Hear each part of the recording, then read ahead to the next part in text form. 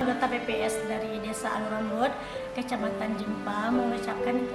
terima kasih kepada Bapak Polres Aceh Barat Daya dan Bapak Ketua KIP Aceh Barat Daya beserta rombongan yang telah menjenguk saya di Rumah Sakit Tengku Pekan Aceh Barat Daya. Semoga dengan kehadiran Bapak di sini bisa menjadi motivasi buat saya